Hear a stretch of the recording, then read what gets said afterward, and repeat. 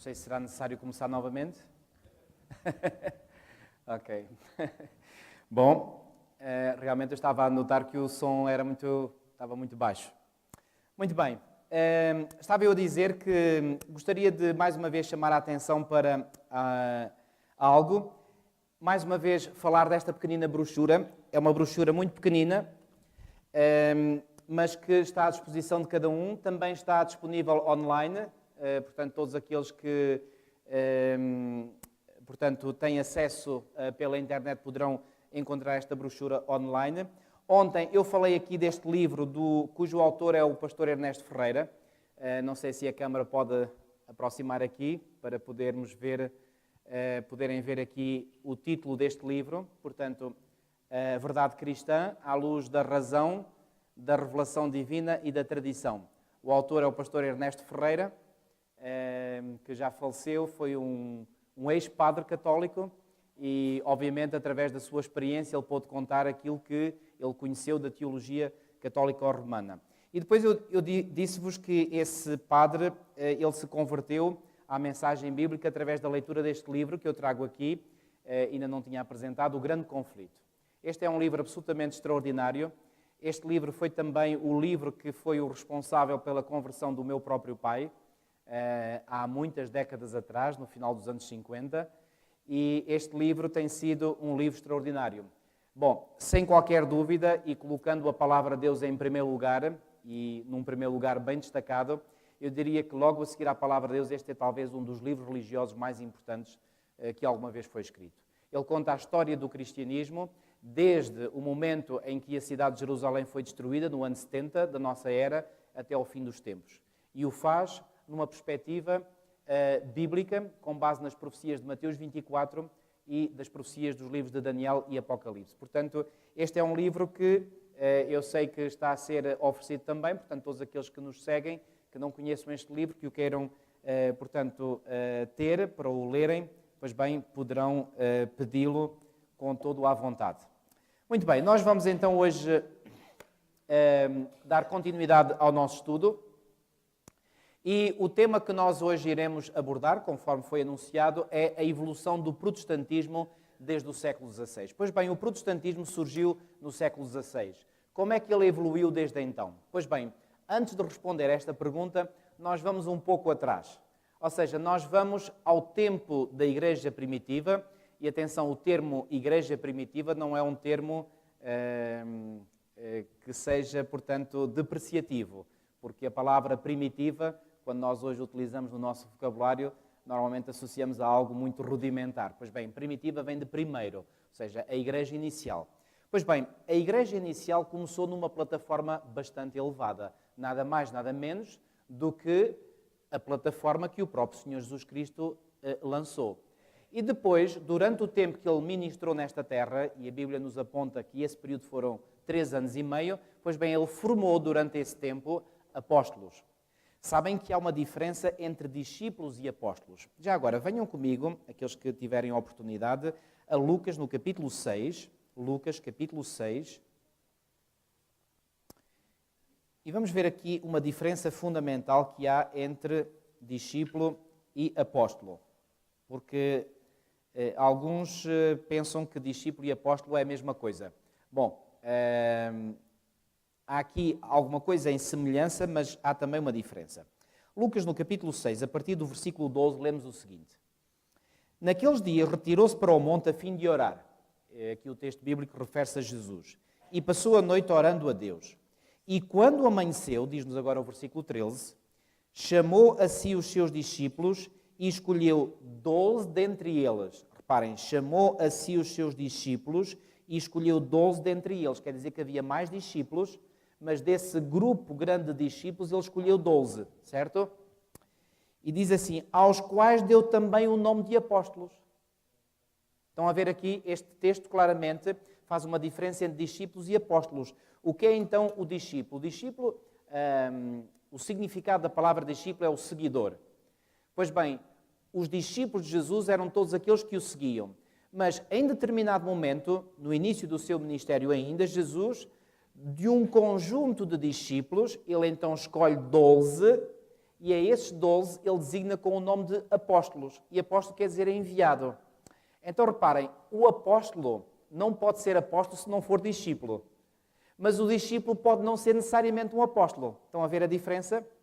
Portanto, com os apóstolos, ou seja, desse grupo particular e eleito ou escolhido de discípulos, a quem o Senhor designou com o nome de apóstolos, então o Senhor deu uma formação durante o seu tempo de ministério nesta terra e foram esses apóstolos que deram continuidade à igreja que o próprio Senhor Jesus Cristo tinha fundado, certo? Pois bem, o período em que os apóstolos estiveram vivos chama-se, e muito corretamente, o tempo da igreja apostólica, porque eram os apóstolos que eram os líderes máximos da igreja, ok? Ora bem, esses apóstolos viveram praticamente durante o primeiro século. E o último dos quais a morrer foi o apóstolo João, que era o mais novo dos apóstolos de Jesus Cristo. Ele estaria no fim da sua adolescência, propriamente, quando foi chamado para ser apóstolo de Jesus. E João cresce, segundo uma tradição extra-bíblica, mas que pode fazer sentido, que João terá morrido no ano 95, 96 da era cristã. Ou seja, mesmo no final do primeiro século. Obviamente, como vocês podem entender, após este período da chamada Igreja Apostólica, outros líderes da Igreja se seguiram.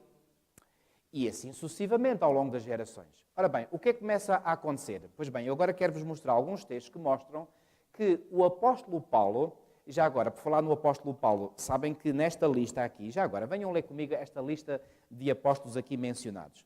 Portanto, li os versículos 12 e 13, permitam-me agora ler o versículo 14. Simão, a quem acrescentou o nome de Pedro, portanto, este é o primeiro apóstolo mencionado. Depois, André, seu irmão, 2. Tiago, 3. João, 4. Filipe, 5. Bartolomeu, 6. Versículo 15. Mateus, 7. Tomé, 8. Tiago, 9. Filho de Alfeu. E Simão, 10. Chamado Zelote. Os números sou eu que estou a introduzir, atenção. Versículo 16, Judas, filho de Tiago, que é o 11º, e Judas Iscariotes, que se tornou traidor, que é o 12º. Ok? Portanto, já agora, este Judas, filho de Tiago, é o autor da epístola... Irmão de Tiago, exato. Aqui, há aqui uma ligeira diferença entre as versões. Judas, filho de Tiago, outras versões dizem irmão, e Judas Iscariotes, que se tornou traidor. Pois bem, este Judas, o primeiro Judas mencionado, foi o autor da Epístola de Judas, que precede o livro do Apocalipse no Novo Testamento. Muito bem. Portanto, nós temos aqui 12 apóstolos.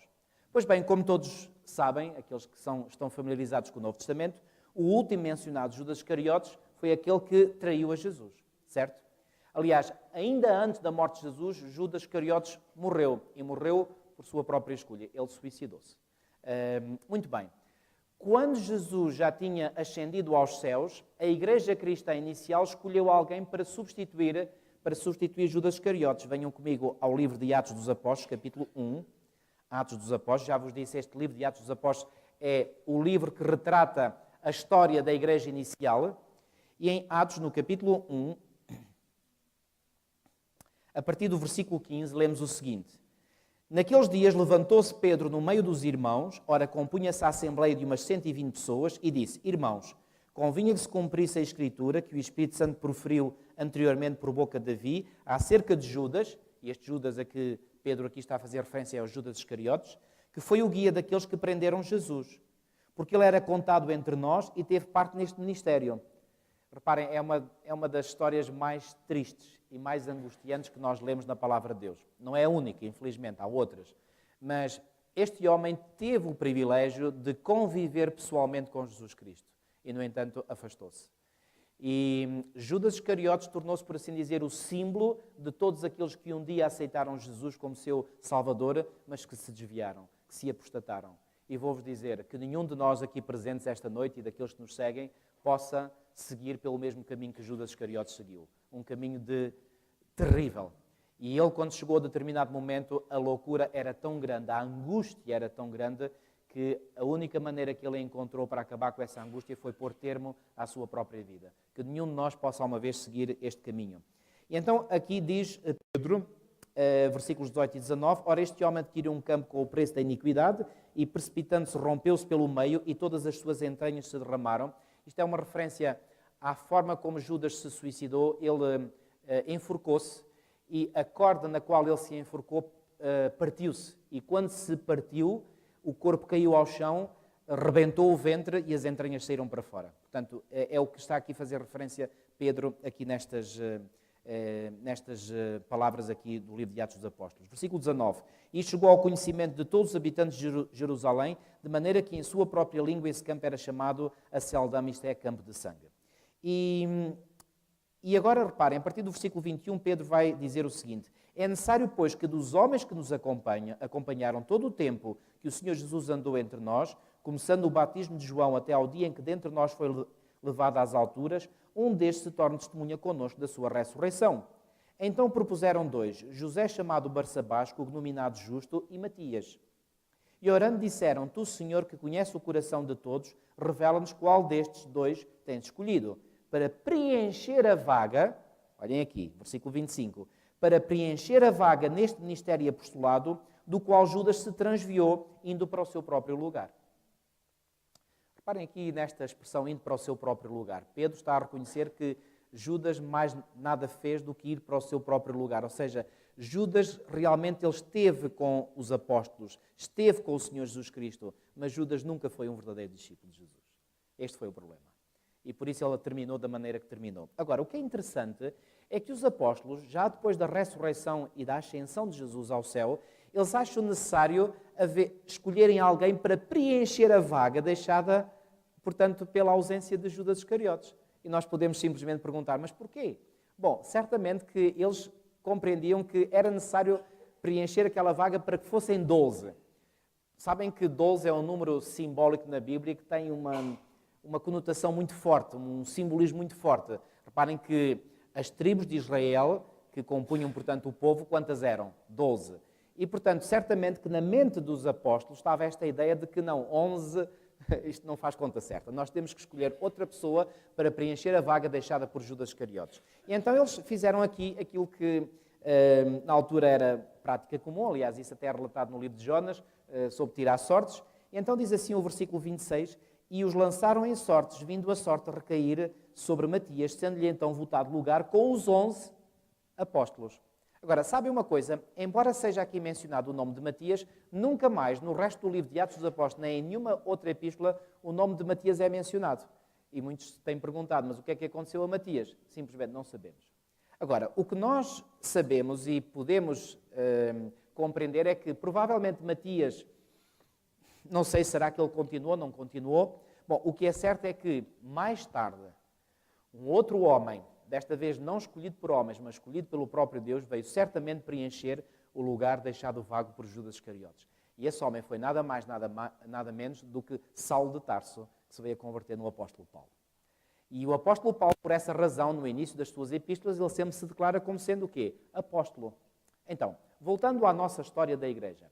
A igreja, então, teve um período áureo, no primeiro século da era cristã, em que os líderes da igreja eram os apóstolos, que não se esqueçam, tinham sido treinados, formados pelo maior mestre que a humanidade já conheceu.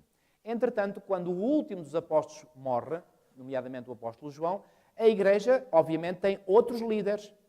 E esses outros líderes, posso dizer na geração a seguir aos apóstolos, foram homens que, de certo modo, seguiram, deram continuidade correta à sucessão que os apóstolos tinham deixado, ou seja, eles orientaram a igreja no mesmo caminho. No entanto, o apóstolo Paulo, quando ele um dia se encontrou com os anciãos da igreja de Éfeso, ele disse-lhes algo muito interessante e que vem relatado em Atos no capítulo 20. Reparem que isto é importante para nós compreendermos este assunto que nós queremos abordar esta noite. E venham comigo a Atos no capítulo 20. Paulo estava no final da sua terceira viagem missionária, ele estava de regresso a Jerusalém, e reparem, em Atos no capítulo 20, no versículo 17, diz-nos o seguinte: de Mileto, e Mileto era uma cidade litoral, onde o barco onde Paulo estava a viajar aportou, e então Paulo aportou aí em Mileto, e em Mileto diz assim, de Mileto mandou a Éfeso chamar os presbíteros da igreja, ou bispos ou anciãos, conforme a versão bíblica. Pois bem, Éfeso não era uma cidade litoral, Mileto era. Então, ele faz escala em Mileto, e quando ele está em Mileto, não sabemos que mensageiros é que ele terá utilizado, mas ele mandou alguém a Éfeso chamar os anciãos para virem ter com ele. Provavelmente a escala que o navio ali faria duraria algum tempo, e então os anciãos vieram. E agora, diz o versículo 18, e quando se encontraram com ele, disse-lhes: vós bem sabeis como foi que me conduzi entre vós em todo o tempo, desde o primeiro dia em que entrei na Ásia, servindo ao Senhor com toda a humildade, lágrimas e provações que pelas ciladas dos judeus me sobrevieram. Jamais deixando de vos anunciar coisa alguma proveitosa e de vos ensinar publicamente e também de casa em casa, testificando tanto a judeus como a gregos o arrependimento para com Deus e a fé em nosso Senhor Jesus Cristo. E agora reparem, a partir do versículo 27, Paulo diz o seguinte. Aliás, deixem-me ler o versículo 26. Portanto, eu vos protesto, reparem, é Paulo ainda a dialogar com os anciãos responsáveis da igreja em Éfeso.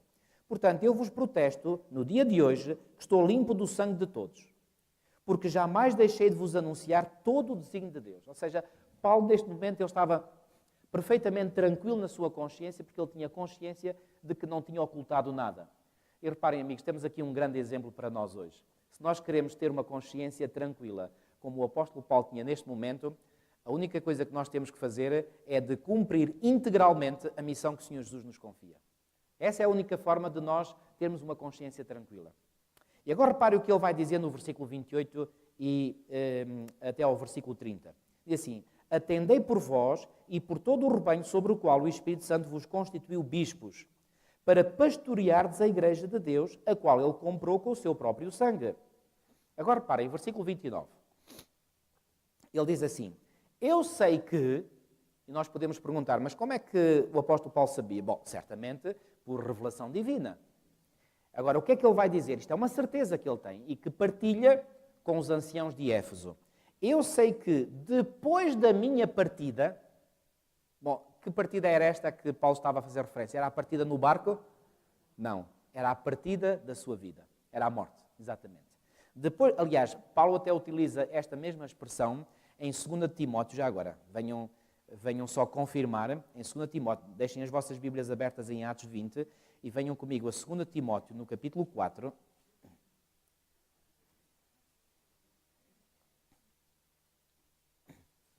Segunda Timóteo, capítulo 4, versículos 6 e 7, em que lemos o seguinte. Quanto a mim, reparem, esta segunda epístola a Timóteo é considerada a última carta que Paulo escreveu. E diz assim: quanto a mim, estou sendo já oferecido por libação, e o tempo da minha partida é chegado. Cá está o mesmo termo, partida. Agora, se lermos o versículo a seguir, compreendemos que partida é esta. Versículo 7. Combati o bom combate. Combati. Em que tempo verbal é que está este verbo? Pretérito perfeito. Passado. Combati o bom combate. Completei a carreira. Mais uma vez, completei. Passado. Completei a carreira. Guardei a fé. Então, Paulo tinha ou não tinha consciência que a sua peregrinação por esta vida estava a chegar ao fim? Plenamente. E qual é o termo que ele usa? Partida. O mesmo termo que ele usa lá em Atos 20. Vamos lá voltar a Atos 20. Ok? Atos capítulo 20, versículo 29. Eu sei que depois da minha partida, entre vós penetrarão o quê? Lobos vorazes, que não pouparão o rebanho. Ou seja, o que é que Paulo está aqui a dizer? Que tinha plena consciência que depois da sua partida, ou seja, depois da sua morte, iriam penetrar lobos vorazes dentro da igreja. Bom, vou-vos dizer uma coisa. Não quer dizer que, enquanto Paulo fosse vivo, que não tivesse a igreja já sob a influência de lobos vorazes. Só que esses lobos vorazes não tinham muita hipótese de entrar dentro da igreja, porque tinham um bulldog, que era o apóstolo Paulo, que defendia a doutrina como deve ser e não permitia que esses lobos vorazes entrassem lá dentro. Mas ele tinha consciência, e certamente que o Senhor lhe revelou, que quando ele partisse, pois bem, aí o cenário mudava de figura. E esses tais lobos vorazes, aí não tendo já o cão de guarda, desculpem-me a expressão, entre aspas, que era o apóstolo Paulo, eles aí iriam conseguir penetrar dentro da igreja. E reparem no verbo que é aqui utilizado, porque este verbo ajuda-nos a compreender de que é que Paulo está a falar. Quando ele diz, utiliza aqui o verbo penetrar. O que é que quer dizer o verbo penetrar? Algo que vem do exterior para o interior de. Então Paulo está aqui a falar de um perigo que haveria de vir do exterior da igreja e que haveria de vir do exterior penetrando para dentro da igreja. Mas não fica por aqui. Agora leiam com atenção comigo o versículo 30. O versículo 30 diz assim: e que dentre vós mesmos se levantarão homens falando coisas pervertidas para arrastar os discípulos atrás deles. Vocês conseguem compreender o que é que Paulo está aqui a partilhar com os anciãos de Éfeso? Ele está a dizer, eu sei, volto a dizer, certamente por revelação divina, eu sei que depois da minha partida, ou seja, depois da minha morte, vão penetrar dentro da igreja lobos vorazes. Mas a igreja não vai estar só sob a influência desses lobos vorazes que vão devido ao exterior. Dentro da própria igreja vão surgir inimigos. E vou-vos dizer uma coisa, amigos. Qual é o pior perigo? É o perigo que vem do exterior ou o perigo que vem do próprio interior? Do próprio interior. Do próprio interior. Então, reparem, Paulo está aqui a dizer que a igreja iria ser assolada por uma ameaça externa, mas também por uma ameaça interna. E é interessante que ele diz que aqueles que iriam trabalhar a partir do interior, eles tinham uma motivação. Qual era a motivação? Arrastar os discípulos atrás deles. Ou seja, eram pessoas que queriam ser promovidos. Queriam era ter discípulos atrás deles, só com esse objetivo de promover o seu ego. Nada mais. Eles não estavam interessados em promover a sã doutrina, estavam interessados em promoverem-se a si próprios. Estão a ver o quadro que o apóstolo Paulo aqui pinta diante dos anciãos de Éfeso? Ora bem, o mesmo apóstolo Paulo, na sua segunda epístola aos Tessalonicenses, venham, por favor, ver comigo, 2 Tessalonicenses, no capítulo 2. 2 Tessalonicenses, no capítulo 2, a partir do versículo 1, reparem o que é que Paulo vai aqui dizer. Vamos ler os versículos 1 a 3. Diz assim: irmãos, no que diz respeito à vinda de nosso Senhor Jesus Cristo e à nossa reunião com Ele, reparem, eu aproveito para fazer aqui um parênteses para dizer o seguinte. Conseguem reparar que Paulo, nesta simples frase, ele veicula aqui uma verdade extremamente importante? Qual é a verdade extremamente importante? É que para Paulo, ou seja, no pensamento deste apóstolo, deste santo apóstolo do Senhor Jesus Cristo, a nossa reunião, ou seja, a reunião dos crentes com Jesus Cristo, não tem lugar a não ser quando? Na vinda, como ele diz aqui, de nosso Senhor Jesus Cristo. Porque ele diz assim, no que respeita à vinda de nosso Senhor Jesus Cristo esta conjunção copulativa, faz a ligação entre o que ele disse anteriormente e o que vai dizer a seguir. Volto a ler outra vez. No que diz respeito à vinda de nosso Senhor Jesus Cristo e à nossa reunião com Ele, volto a enfatizar, quando é que se dá a reunião dos crentes com o Senhor Jesus Cristo? Apenas e só na sua vinda. E porquê que eu estou a enfatizar isto? Porque isto é uma verdade fundamental que muitos professos cristãos hoje não entendem. E não entendem porquê? Porque aceitaram uma heresia que se infiltrou dentro da igreja, e já vamos falar disso um bocadinho mais à frente, e que diz que assim que nós morremos, para onde é que nós vamos? Vamos para o céu. E vocês ouvem aí, por exemplo, nas missas da Igreja Católica Romana, o nosso irmão, a nossa irmã já está no céu. Está nada. Está coisa nenhuma. Porque o apóstolo Paulo diz que a nossa reunião com ele é só quando? Na segunda vinda. E eu pergunto, então, mas a segunda vinda já teve lugar? Não. Então, se não teve lugar igualmente a nossa reunião. Então, os mortos aguardam no pó da terra a ressurreição e no momento da segunda vinda de Cristo, aí se dá a ressurreição e a nossa reunião com Ele. Paulo não podia ser mais claro. Aliás, quando Jesus fez a promessa da sua segunda vinda em João 14, venham ver comigo este texto. João capítulo 14, versículos 1 a 3. João capítulo 14, versículos 1 a 3.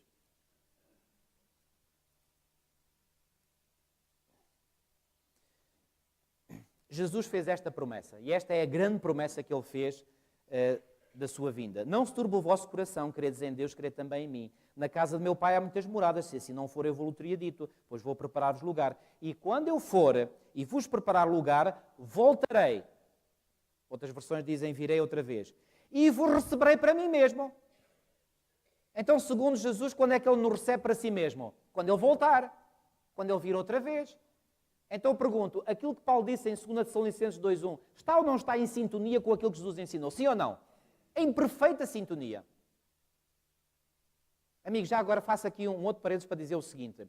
Uma das formas de nós testarmos, sabem quando nós andámos na escola primária, e todos nós passámos por lá seguramente, lembram-se quando nós aprendemos a fazer, quando os nossos professores nos ensinavam a aritmética, quem é que se lembra de fazer a prova dos 9?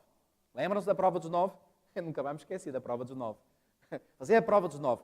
Para que é que servia a prova dos 9? Para as contas de somar, de subtrair, de multiplicar, de dividir, para todas as operações. Há sempre uma prova dos 9. Para que é que serve a prova dos 9? A prova dos 9 serve para nós termos a certeza se a conta que acabamos de fazer está certa ou não. Porque, entretanto, no cálculo pode ter acontecido que nós nos enganamos, e então, se a prova dos 9 der certo, então a conta está certa. Se não der certo, a conta não está certa. Vou-vos dizer uma coisa, talvez a mais importante prova dos 9, para nós sabermos se estamos a interpretar a Bíblia corretamente, sabem qual é? É nós verificarmos se há coerência naquilo que nós lemos aqui e lemos ali. Porque a palavra de Deus é absoluta e totalmente coerente. Pai, não podia ser de outra maneira. Porque Deus é o Deus de quê? Eu sou o caminho, a verdade e a vida. Eu pergunto, a verdade é incoerente? A verdade é sempre coerente do princípio ao fim. O que é incoerente é o erro, é a mentira, é o engano. Então reparem, quando nós estudamos a palavra de Deus e nós conseguimos perceber a coerência total que há entre aquilo que é dito aqui, que é dito ali, aquilo que um autor bíblico diz, aquilo que outro autor bíblico diz, e comparar, por exemplo, com o que Jesus disse, se nós pudermos ver que há coerência, então nós estamos no caminho certo.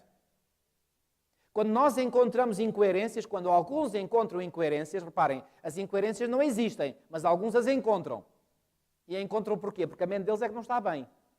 Esse é o problema. O problema não está na palavra de Deus, o problema está nas pessoas que interpretam incorretamente a palavra de Deus. Portanto, a palavra de Deus é sempre coerente. Então, reparem, Paulo estava em perfeita sintonia com aquilo que Jesus estava a dizer. E o que é que Jesus disse? E quando eu for e vos preparar lugar, voltarei e vos receberei para mim mesmo, para que onde eu estou, estejais vós também. O que é que Jesus aqui prometeu? Eu virei outra vez e quando eu voltar, eu vos receberei para mim mesmo. Agora eu faço a pergunta. Então, mas quando as pessoas morrem, vão para o céu, que necessidade é que o Senhor tem de vir ao céu, cá esta terra, para nos vir buscar, se nós já lá estamos todos? Alô? Que incoerência! Isto é um ensino claríssimo como água. Voltando a 2 Tessalonicenses 2.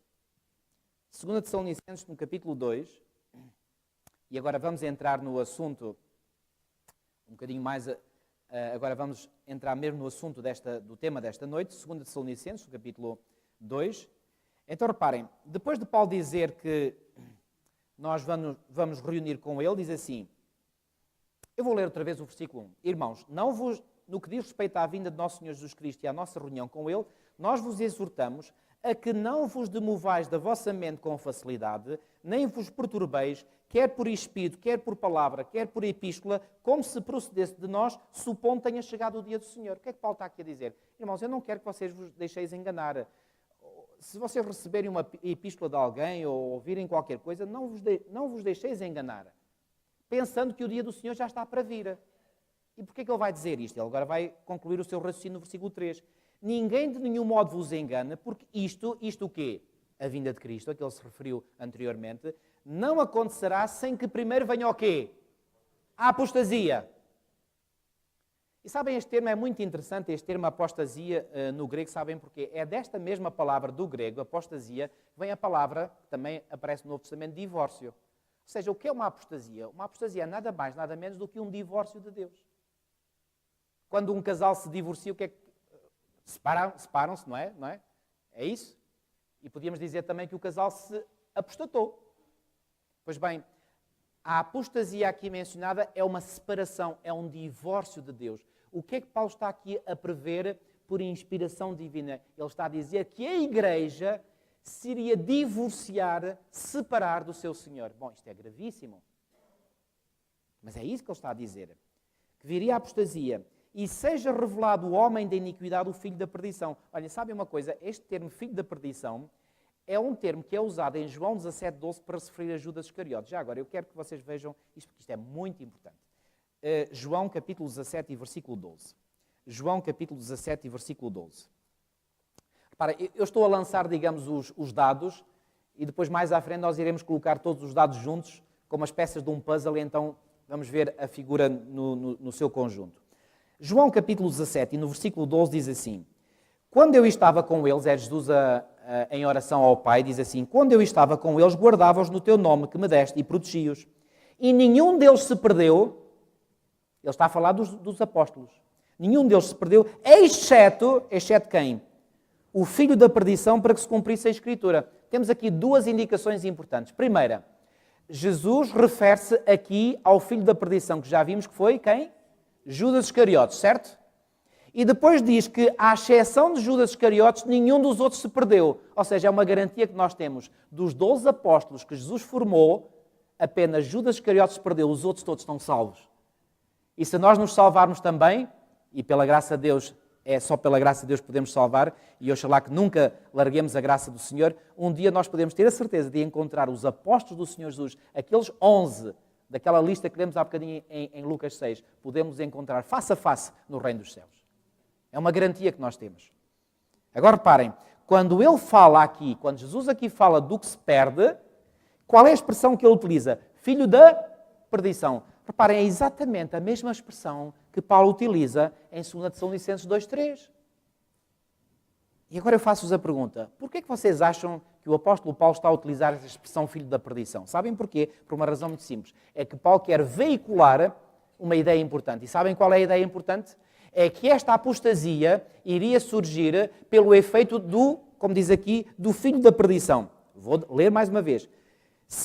Isto não acontecerá, ou seja, a segunda vinda não acontecerá sem que primeiro venha a apostasia e seja revelado o homem da iniquidade, o filho da perdição. Através desta expressão filho da perdição, Paulo está a fazer com que os seus leitores se lembrem daquilo que Jesus disse relativamente a Judas Iscariotes. E Judas Iscariotes era alguém do exterior ou do interior da igreja? Do interior. Então o que é que Paulo está aqui a dizer? Que a apostasia principal haveria de vir através do homem, do filho da perdição, ou seja, de algo que iria acontecer aonde? Fora ou dentro da igreja? Dentro da igreja. Sabem que muitos intérpretes protestantes têm lido ou dizem que este filho da perdição aqui mencionado é o anticristo. Mas onde eles se espalham completamente ao comprido é dizerem que esse anticristo é um poder exterior à igreja. Não. O anticristo é um poder que iria surgir dentro da própria igreja. Tal como Paulo tinha lá dito aos anciãos em Éfeso. E agora, dentro da própria igreja, o que é que começou a acontecer? Pois bem, começou a acontecer isto, uma coisa terrível. Começou a haver uma degradação sucessiva de geração em geração. Reparem, a igreja começou bem no século I, início da igreja cristã, no tempo da igreja apostólica, mas depois o que é que começou a acontecer? Logo a partir do segundo século, começaram a entrar, a princípio lentamente, depois mais fortemente, começaram a entrar tradições dentro da igreja. Com as tradições vieram penitências. Bom, isto, atenção, é apenas um pequeno... É um sumário muito compacto da história da igreja nos primeiros séculos. Porque se eu fosse aqui agora descompactar isto, estava um ficheiro muito comprido. Surgiram as penitências. Depois surgiu a mistura da igreja com o paganismo romano. Entretanto, e reparem, quando se fez esta mistura com o paganismo romano, sobretudo no início do quarto século, início dos anos 300, quando o imperador Constantino supostamente se converteu, houve muitos pagãos que entraram para dentro da igreja. Mas eles agora sentiam falta dos seus ídolos, dos seus deuses. E então os dirigentes da igreja acharam que para manter os pagãos dentro da igreja, tinha que se lhes fazer qualquer coisa para agradar a eles. Amigos, quando nós entramos por essa via, estamos sempre muito mal.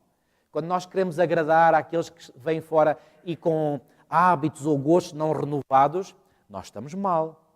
Porque quem tem que se reformar é aqueles que entram, não é quem cá está dentro agora que tem que se mudar para agradar àqueles que estão a entrar. Não, quem está a entrar é que tem que se adaptar aos princípios da palavra de Deus. Pois bem, mas os dirigentes corruptos da igreja começaram a achar que não, tinham que fazer algo para agradar àqueles que estavam a entrar. E então eles introduziram as imagens de escultura dentro da igreja. Só que, sabe o que é que aconteceu? imagens que antes eram dedicadas a deuses pagãos, agora eles simplesmente as cristianizaram, entre aspas, obviamente. Então, uma imagem que era, por exemplo, do deus Júpiter, agora passou a ser a imagem de São Pedro. Ai, tão lindo, tão cristão. E a imagem não sei quanto, do deus não sei quanto, agora era do São João e do São Paulo e uma deusa que era muito adorada entre os pagãos, que era a Rainha dos Céus. Quem é que vocês acham que agora a Rainha dos Céus podia ser? Maria! Bom, eu não vou entrar por aqui, eu podia-vos mostrar textos e mais textos do Antigo Testamento que fala que em determinado momento da história do povo de Israel eles adoravam a Rainha dos Céus. É um culto de origem pagã que vem lá dos tempos mais antigos. Isto foi reativado dentro da Igreja Cristã com o culto a Maria. Nada de novo debaixo do sol. Bom, entretanto, o que é que começa a acontecer? Alguns cristãos começam a reagir, começam a falar contra aquilo que estava a entrar dentro da Igreja. E então como é que os líderes vão reagir? Criando a hierarquia da Igreja. Aquilo que o líder diz, o fiel tem que aceitar. E se o fiel ousa falar contra o líder, castigo logo em cima dele. E formou-se então uma hierarquia muito forte. E depois vieram outros dogmas humanos. Finalmente veio a santificação do domingo. Resultado, nós chegamos ao século XV e estamos realmente, como dizem muitos dos historiadores anglo-saxões, na Idade das Trevas, da Dark Ages. Agora, será que o Senhor iria permitir que isto acontecesse? Não. Mas antes de avançarmos, deixem-me ler aqui algumas citações deste livro que eu vos mostrei, O Grande Conflito, e que diziam o seguinte. Isto vem, eu tirei desta edição, da página 66, e reparem o que é que aqui nos é dito.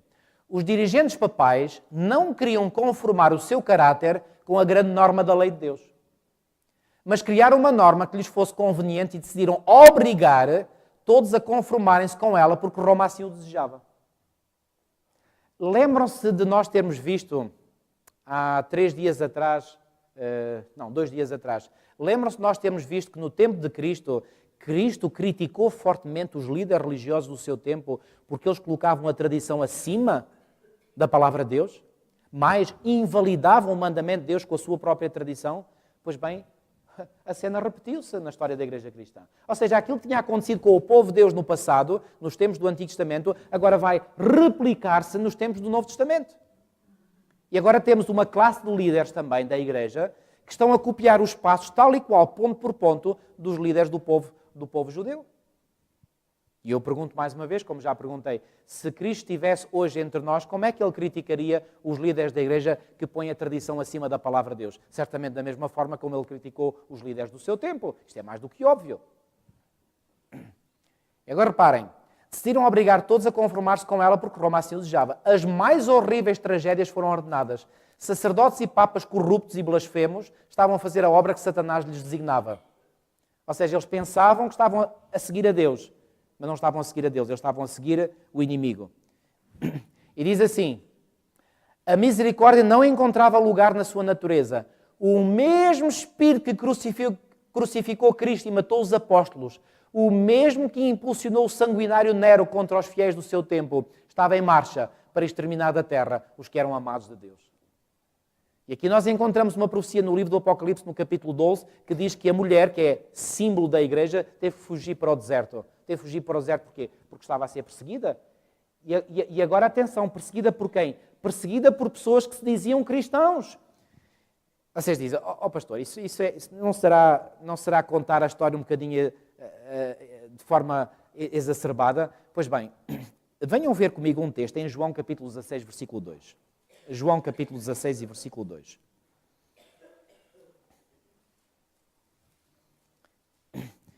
E se vocês tinham alguma dúvida na vossa mente, agora vão ficar sem essa dúvida, porque vão ler as próprias palavras de Jesus. E Jesus em João, no capítulo 16 e no versículo 2, vai dizer o seguinte. João 16, 2. Deixem-me ler o versículo 1 também como introdução. Jesus disse o seguinte. Tenho-vos dito estas coisas para que não vos escandalizeis. E depois diz assim, eles vos, e atenção, este vos é a referir-se aos apóstolos, aos seus discípulos, eles vos expulsarão das sinagogas, mas vem a hora em que todo o que vos matar julgará com isso tributar o quê? Culto a Deus. Disse ou não disse Jesus estas palavras? Vocês conseguiram ler com os vossos próprios olhos, nas vossas Bíblias? O que é que Jesus estava aqui a dizer? Que discípulos seus iriam ser mortos, mas mortos por pessoas que pensavam que ao matar os seus discípulos estavam a dar culto a Deus. Olhem o expoente máximo a que pode chegar uma mente pervertida de pensar que em matar pessoas que são cristãos está com isso a dar culto a Deus. E, no entanto, amigos, estas palavras de Jesus cumpriram-se cabalmente na história da Igreja Cristã. E líderes religiosos, em nome de Deus, matavam os amados de Deus. Como diz aqui, para usar a expressão aqui. Matavam os amados de Deus. Isto é incrível, mas isto aconteceu, amigos. Isto são factos. Eu não estou a falar de suposições, eu estou a falar de factos históricos. Agora reparem. As perseguições desencadeadas durante muitos séculos sobre estas pessoas tementes a Deus, e agora aqui ela refere-se em particular a um povo, os valdenses, que habitaram na cordilheira, numa parte da cordilheira dos Alpes, no norte da Itália. Já estive naqueles locais, é um local absolutamente fascinante do ponto de vista natural e fascinante pela sua história. Diz assim: foram suportadas com uma paciência e constância que honravam o seu Redentor. Apesar das cruzadas contra eles e da desumana carnificina a que foram sujeitos. E se vocês quiserem ter uma ideia de que desumana carnificina é esta, pensem nos crimes que o Estado Islâmico tem feito contra cristãos atualmente. É a mesma coisa. Continuavam a enviar os seus missionários a espalhar a preciosa verdade. Eram perseguidos até à morte. Contudo, o seu sangue regava a semente lançada e esta não deixou de produzir fruto. Assim, os valdenses testemunharam de Deus séculos antes do nascimento de Lutero. E agora escutem. Dispersos por muitos países, plantaram o quê? A semente da reforma. Que se iniciou no tempo do Wycliffe, este foi um reformador inglês, cresceu largo e profundamente nos dias de quem? Nos dias de Lutero, e deve ser levado avante até ao final dos tempos por quem? Por aqueles que também estão dispostos a sofrer todas as coisas pela palavra de Deus e pelo testemunho de Jesus Cristo. Este foi um povo que durante séculos preservou a sua fidelidade ao Senhor, preservou a pureza da palavra de Deus. E eles lançaram-se, ou seja, a reforma protestante não existiria se não tivessem sido lançadas estas sementes que depois, no seu devido tempo, germinaram e produziram muito fruto. Muito bem. Agora, Deus não iria permitir que a sua igreja ficasse lá no fundo. Então, a partir da reforma protestante, o que é que aconteceu? Bom, aconteceu isto. Reparem, nós estamos aqui no século XV, Idade das Trevas, conforme vimos no diapositivo anterior, e tivemos sempre, ao longo, mesmo antes do século XV, os valdenses que sempre mantiveram a Bíblia como sendo a única regra de fé e prática. Depois, ainda antes de Lutero, apareceu um homem na Boémia, que corresponde à atual República Checa, um homem que até foi um professor na Universidade de Praga, a capital, portanto, dessa região, que hoje continua a ser a capital da República Checa. Este homem, João Hus, eu vou-vos dizer uma coisa. Este homem, João Hus, de certo modo, ele ainda tinha mais verdade do que o próprio Martinho Lutero. Só que o seu impacto não foi tão forte como foi o de Lutero. E é interessante, quando este homem que foi condenado à morte pelo Concílio de Constança e foi amarrado a um poste e queimado vivo na cidade de Constança, que é uma cidade do sul da Alemanha, faz fronteira com a Suíça, este homem disse: podem matar a mim, mas cerca de 100 anos mais tarde vai haver um muito mais forte do que eu. E não é que isso se cumpriu rigorosamente. 100 anos mais tarde aparece em cena Martinho Lutero, que veio a ter um impacto muito mais forte do que aquele que teve João Hus. Eu pergunto, o que é que levou esse homem a fazer uma afirmação dessas? Certamente que o Espírito Santo estava a trabalhar na sua mente, não há dúvida alguma. E depois veio Martinho Lutero falar a grande verdade bíblica da justificação pela fé. Depois veio Calvino, João Calvino, que era de origem francesa, mas que se radicou em Genebra, na Suíça, falar do crescimento em Cristo. Depois houve um grupo de crentes chamados anabatistas que deram grande ênfase no batismo por imersão, que é o batismo bíblico. Ou seja, o que é que nós estamos a ver aqui? Estamos a ver uma progressão da verdade, à medida que o tempo vai passando. E depois nós temos o Wesley, que surge em Inglaterra também a dar mais ênfase na santidade. Depois já nos Estados Unidos, para onde muitos protestantes tiveram que fugir porque andavam a ser perseguidos aqui na Europa e atravessaram o Atlântico em direção ao Novo Mundo, como era chamado, e que veio a ser o país dos Estados Unidos da América. Aí, nos Estados Unidos da América, apareceu este homem, Miller, que veio agora pregar uma verdade que tinha sido enterrada durante séculos. A verdade que nós lemos há bocadinho em João 14, 1 a 13, a verdade da segunda vinda de Cristo. E finalmente, depois de Miller, surgiu um movimento religioso adventistas do sétimo dia, que agora vem desenterrar outras verdades que ainda não tinham sido desenterradas pela Reforma Protestante até aí. E essas duas grandes verdades que os adventistas do sétimo dia desenterraram a partir de onde? Da palavra de Deus. Eles não inventaram nada, apenas foram descobrir o que estava cá escrito. Essas duas grandes verdades são a verdade acerca do estado dos mortos e é a verdade do sábado. E vou-vos dizer, amigos, aquilo que nos distingue hoje, nós adventistas do sétimo dia, do mundo protestante em geral, são estas duas grandes verdades bíblicas. É a verdadeira condição do homem na morte e o sábado como dia de repouso. E agora reparem uma coisa muito interessante. Eu sei que hoje já estou a chegar ao fim, mas dei mais 5 minutos que eu termino. Pensem nisto. Desde o tempo da igreja primitiva, ou seja, desde o tempo em que a igreja iniciou, e quando é que a igreja iniciou com toda a força? Foi no ano 31, o ano da morte de Cristo. Porque no ano da morte de Cristo houve a morte, a ressurreição. 40 dias após a ressurreição deu-se a ascensão de Cristo ao céu. Isto vem em Atos 1:3. E após a ascensão de Cristo, se deu 40 dias após a sua morte, a ressurreição, aconteceu uma festa religiosa que era comemorada anualmente no povo de Israel, que era a festa de Pentecostes. Pentecostes, como o prefixo penta significa, penta 50, 5 ou 50, pois bem, a festa de Pentecostes realizava 50 dias após a Páscoa. Sabem uma coisa, já agora, aqui um pormenor interessante. Sabem que Jesus foi morto... Bom, eu não tenho tempo agora, eu gostava de vos apresentar os textos bíblicos para mostrar isso mesmo. Sabem que a festa da Páscoa foi instituída no povo de Israel, sabem quando? A quando da saída do povo de Israel do Egito. E qual foi a primeira coisa que eles fizeram nessa primeira Páscoa? Eles escolheram um cordeiro, cada família escolhia um cordeiro, e ao crepúsculo da tarde, o cordeiro foi quê? Imolado. Sabem uma coisa? Esse dia, portanto, ele foi imolado que é no crepúsculo da tarde, antes do dia que se tornou o dia da Páscoa. Isto depois foi a ser comemorado pelo povo de Israel durante séculos. É verdade que houve momentos na história, quando o povo estava em mais apostasia, que deixaram de comemorar a Páscoa. Depois era reativada, etc. Bom, no tempo de Cristo, a Páscoa era comemorada. Sabe uma coisa? Jesus morreu numa sexta-feira à tarde, pouco antes do pôr do sol, exatamente no momento em que o cordeiro deveria ser imolado. Ou seja, Jesus morreu no ano, no mês, no dia, no momento do dia em que deveria morrer.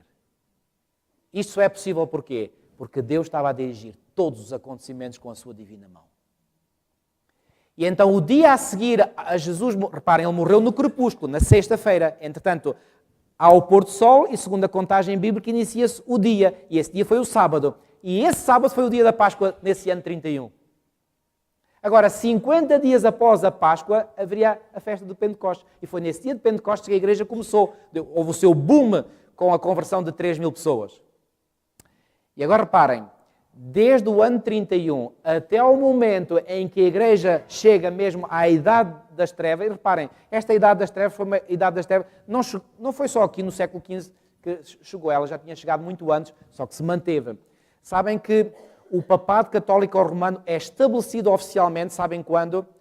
Em 500, ou melhor, ele é estabelecido em 533, sob o decreto de Justiniano, mas o Papa não conseguiu logo a proeminência que ele queria. Só 5 anos depois, quando tribos bárbaras estavam em Roma e foram expulsas pelas tropas imperiais, então aí, no ano 538, é que o Papa, por decreto imperial do imperador Justiniano, digamos, ocupa a primazia sobre toda a cristandade.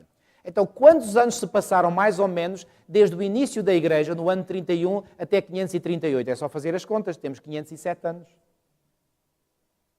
Ou seja, em 507 anos a Igreja foi degradando, até que chegou lá abaixo. E esteve lá embaixo durante muitos séculos. Agora o Senhor, através da influência da reforma, o que é que Ele vai fazer? Vai fazendo com que a sua igreja, que tinha descido, agora vá subindo. E quantos anos é que agora demora a subida? Olha, os mesmos anos que demorou a descida. Quantos anos demorou a descida? Cerca de 500 anos. Há quantos anos começou a reforma protestante? Há 500 anos. E nós acreditamos que nós estamos a chegar ao fim da subida. E ao chegarmos ao fim da subida, o que é que nós temos? Temos uma igreja, Deus tem sobre a terra uma igreja que está ao mesmo nível da igreja primitiva. E amigos, à luz só do livro de Atos dos Apóstolos, um dia eu vou fazer esta pregação aqui na igreja. À luz do livro de Atos dos Apóstolos, eu posso-vos garantir que a Igreja Adventista do Sétimo Dia é uma igreja que tem exatamente as mesmas características que tinha a igreja primitiva. O que é que o Senhor fez? O diabo fez com que a igreja se degradasse e chegasse ao ponto mais baixo. Mas o Senhor, pela sua graça, fez com que a igreja recuperasse e chegasse ao nível da igreja que tinha no seu início. E é com uma igreja pura, como aquela que começou a história, que o Senhor há de vir novamente a esta terra. Uau! E agora, para terminar, deixem-me mostrar-vos aqui citações que foram escritas numa publicação católica que surgiu nos Estados Unidos em 2 de setembro de 1893. Reparem, o próprio título mostra bem, Catholic Mirror. E reparem, neste artigo, os católicos fazem uma crítica aos protestantes. Sabem porquê? Porque os protestantes sempre admitiram o grande princípio sola scriptura. Mas lembram-se, eu aqui já vos ter dito que teoricamente, na prática não. Olha o que é que nesta publicação católica foi escrito. Peço que prestem atenção. Os adventistas são o único grupo, são eles que o dizem, isto não foi escrito por nós. São o único grupo de cristãos que fazem da Bíblia o seu instrutor, que não conseguem encontrar nas suas páginas qualquer autorização para a mudança do sétimo dia para o primeiro. Daí o seu próprio nome, Adventistas, do sétimo dia. Por isso é que nós chamamos do sétimo dia, porque respeitamos o sétimo dia da semana, que é o sábado. O seu princípio fundamental, continuam eles a dizer, consiste em separar o sétimo dia, o sábado, para o culto exclusivo de Deus, de acordo com o mandamento positivo do próprio Deus, repetidamente reiterado nos livros sagrados do Velho e Novo Testamentos. Ou seja, o que é que esta publicação católica está a dizer? Que o sábado não é só apoiado pelo Velho Testamento, como dizem alguns protestantes hoje. Também é apoiado pelo quê? Pelo Novo Testamento. Obedecido literalmente pelos filhos de Israel durante milhares de anos até hoje e confirmado pelo ensino, e não é só o ensino, pela prática de quem? Do Filho de Deus enquanto esteve aqui na Terra. Uau! Quem é que escreve isto? Católicos. Bom, eu já vos mostrei, vou mostrar outra vez, o que é que vem no artigo 2173 do Catecismo da Igreja Católica. O Evangelho relata numerosos incidentes em que Jesus é acusado de violar a lei do sábado, mas Jesus nunca viola a santidade deste dia. É com a autoridade que ele dá a sua interpretação autêntica desta lei. Pois mais à frente diz, o sábado é o dia do Senhor, das misericórdias. E escrito no Catecismo. E quem ler isto é assim, então mas espera lá, então mas porquê eles não são coerentes com aquilo que afirmam? Muito simples, entre aspas. Porque simplesmente, para eles, a Bíblia não é a única base e autoridade. Ou seja, o que é que os católicos dizem? Os católicos dizem assim, não, se nós formos à Bíblia, nós encontramos que na Bíblia é o sábado, Antigo Testamento e Novo Testamento. E se nós replicarmos, então porquê não aceita o sábado? Bom, não aceitamos o sábado porque, para nós, aquilo que conta não é só a Bíblia mais a tradição. Agora, os católicos dizem assim, vós protestantes em geral, vós dizeis que é só a Bíblia? Então, onde é que está a vossa coerência? E agora querem ver o que é que eles continuam a dizer? Pelo contrário, os protestantes do mundo, à exceção dos adventistas, repare, aqui esta publicação católica reconhece que nós somos protestantes, e somos. E por isso é que eu dizia ontem, nós adventistas de sétimo dia somos os mais protestantes de todos os protestantes. Porque nós somos os únicos protestantes coerentes com o princípio que aceitamos. Aliás, isso dito pelos católicos, é o único grupo cristão. Mas, reparem, os protestantes do mundo, à exceção dos adventistas, com a mesma Bíblia, e reparem, mesmo está em itálico, e o itálico aparece na publicação, isto não é itálico meu, é itálico deles. Com a mesma Bíblia como seu acariciado e único instrutor infalível, pela sua prática, desde o seu aparecimento no século XVI, e aqui está correto, porque foi o século XVI, apesar de terem diante de si a prática do povo judeu dignificada pelo tempo, têm rejeitado o dia indicado por Deus para o seu culto e aceitaram, em aparente contradição com o seu mandamento, um dia para o seu culto, nem uma só vez mencionado para esse propósito nas páginas desse livro sagrado. Sabem, eu tive um professor de teologia de nome Roberto Badenas, creio que é conhecido por alguns de vós, e uma vez ele contou uma experiência que se passou com ele numa aula, e a experiência foi esta. Sabem que Colões fica a 10 km da cidade de Genebra, na Suíça, a 1,5 km da fronteira com a Suíça e a cerca de 10 km da cidade de Genebra. E na cidade de Genebra está a sede do Concílio Mundial das Igrejas.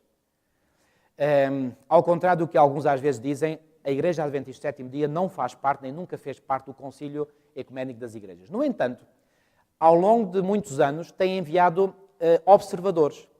E nesse ano, o observador que normalmente, e era um Bert Beverly Beach, não pôde ir, acho que estava doente, e então pediram ao professor Roberto Badenas se ele podia no lugar dele. Ele foi.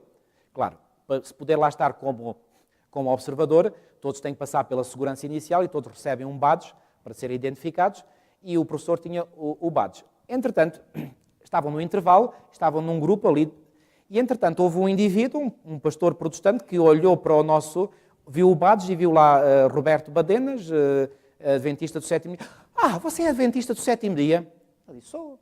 Oi, há tanto tempo que eu estou para lhe perguntar, fazer uma pergunta, porque eu não consigo compreender como é que vós, adventistas do sétimo dia, guardais o sábado.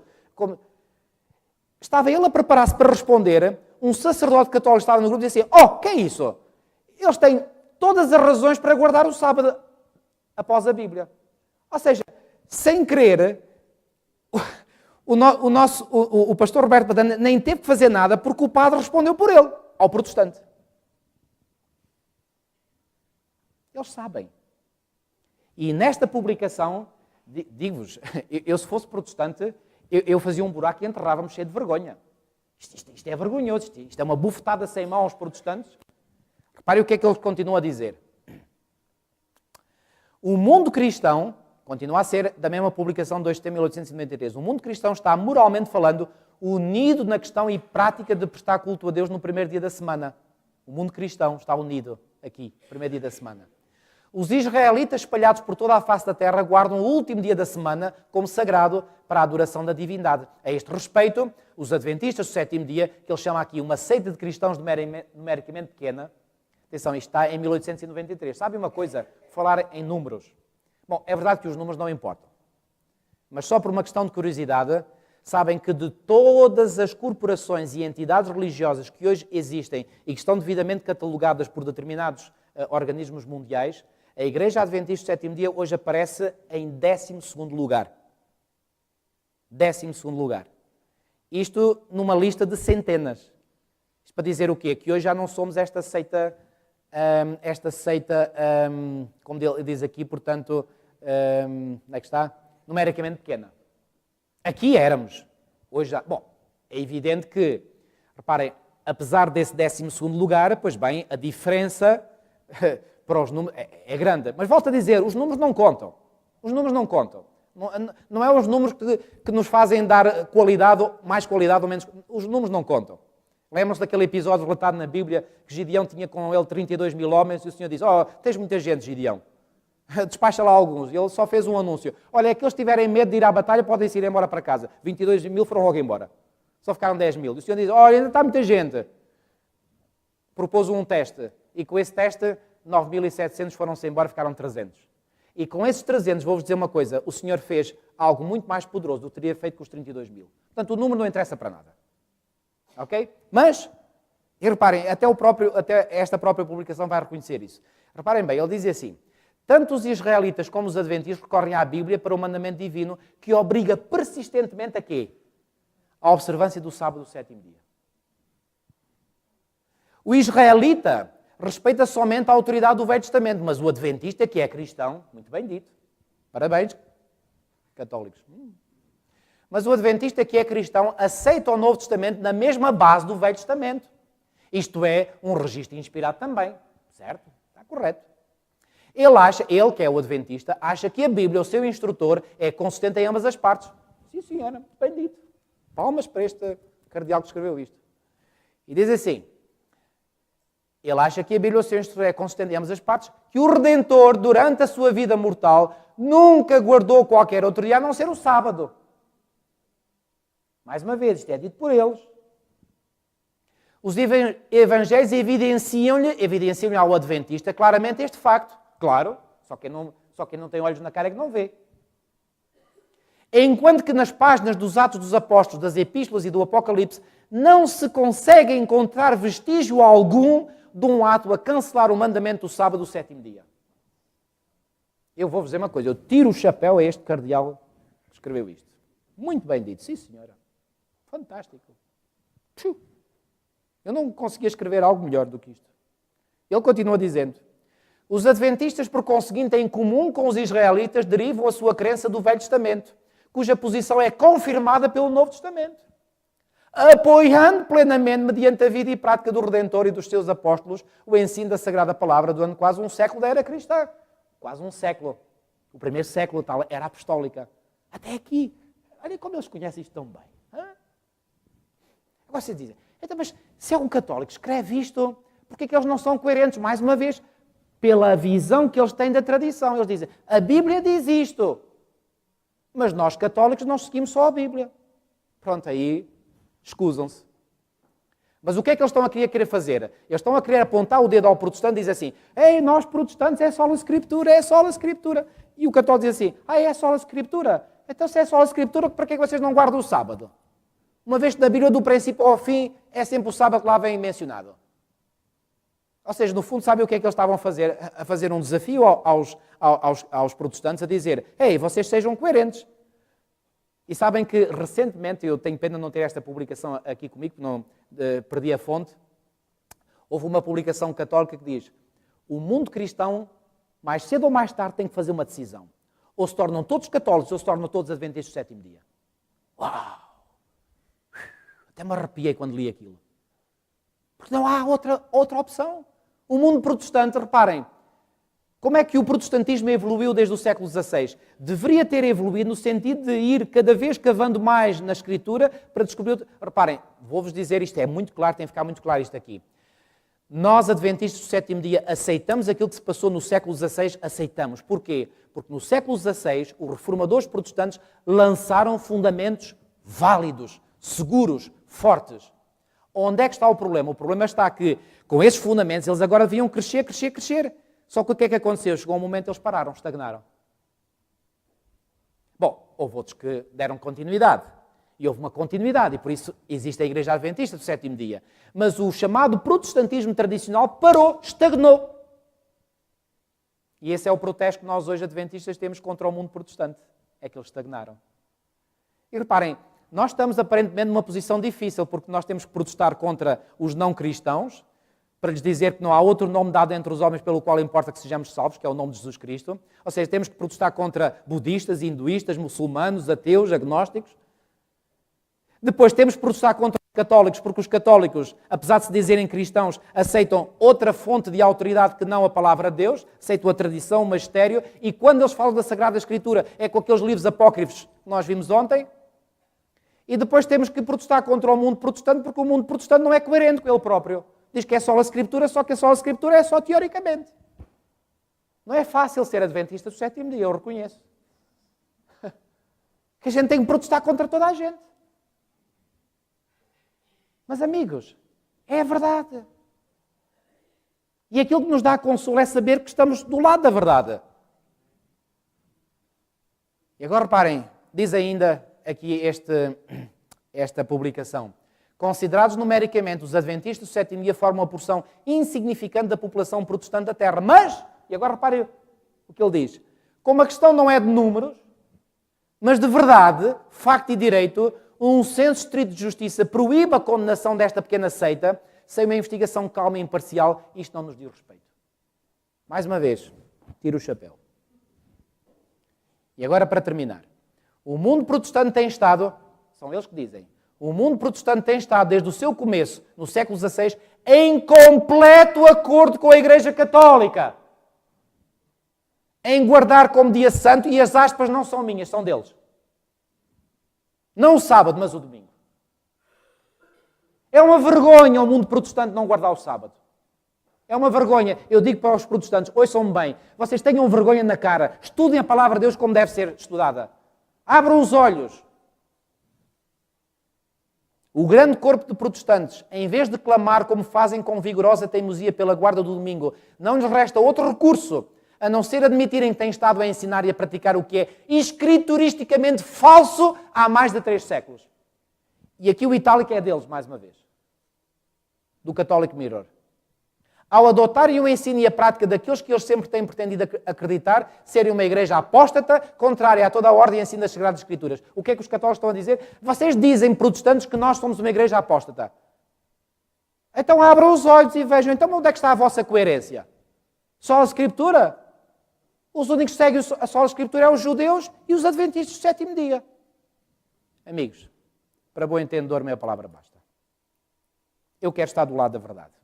E vós? Que Deus nos ajude nesse sentido. É a minha oração por cada um de nós. Amém.